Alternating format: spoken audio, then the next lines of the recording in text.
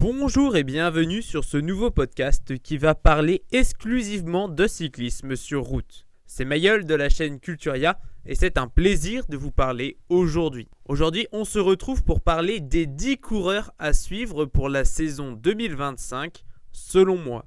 À quelques jours du début du calendrier World Tour avec le Santos Tour Down Under, il est temps de faire un focus sur certains coureurs qui devraient réaliser une saison de bien meilleure teneur qu'en 2024. À l'instar du podcast précédent concernant les 10 coureurs à suivre pour la saison 2024, que vous pouvez retrouver en cliquant sur le petit onglet en haut à gauche, nous ne verrons pas les meilleurs mondiaux de l'année précédente, comme Tadej Pogačar, Remco Evenepoel, Mathieu Van Der Poel, Primož Roglič, Jonas Vingegaard, Biniam Girmay, Ben O'Connor, Mark Hirschi, Tim Merlier ou encore Matteo Jorgensen. Les 10 coureurs que je vais donc évoquer avec vous sont Paul Sexas, Ben Healy, Filippo Ganna, Jay Hindley, Ethan Hayter, Fabio Jakobsen, Romain Bardet, Wout van Aert, Jonathan Narvaez et Lennart van Eetvelt. Ce top 10 des coureurs à suivre pour la saison 2025 commence par une petite surprise puisqu'il s'agit d'un petit nouveau dans le circuit professionnel.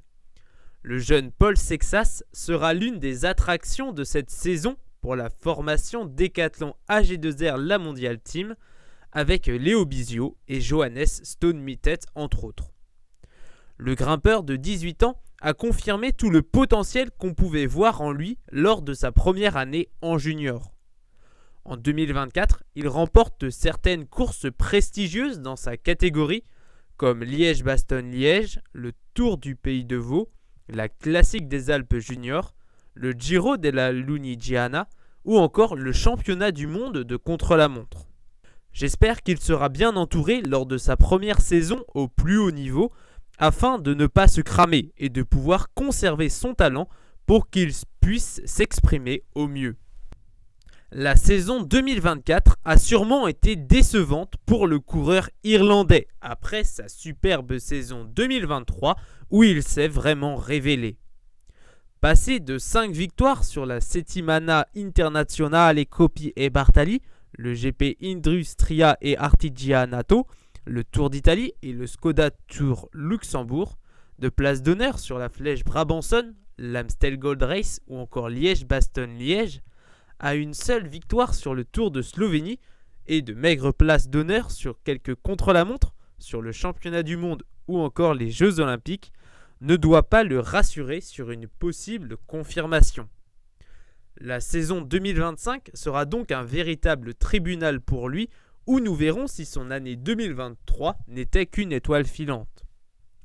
Il sera bien entouré en tout cas avec un recrutement plutôt intéressant de sa formation avec Casper Asgreen, Vincenzo Albanese, Samuele Battistella, Alex Baudin ou encore Mads Michels.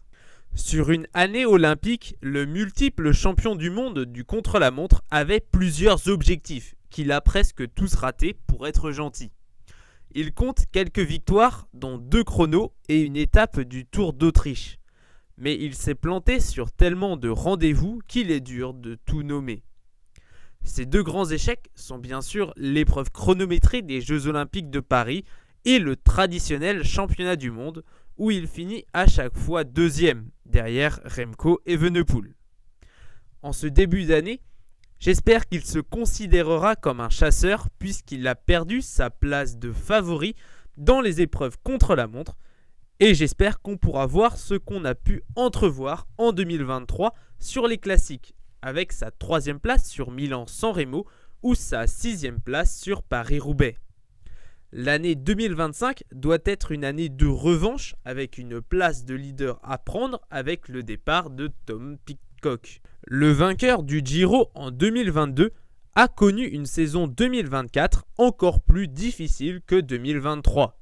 On peut considérer que ses seuls coups d'éclat sur cette dernière saison restent ses 3 troisièmes places sur Tirreno Adriatico, derrière Jonas Vingegaard et Juan Ayuso.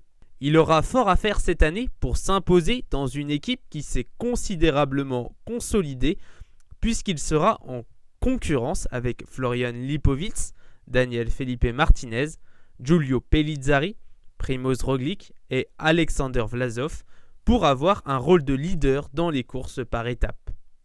Il est prévu sur le Giro et la Vuelta, la décision ne dépend presque pas de lui. Cette nouvelle saison, avec un changement d'équipe en passant d'Ineos Grenadier à Soudal Quick-Step, va sonner comme un nouveau départ pour le Britannique de 26 ans.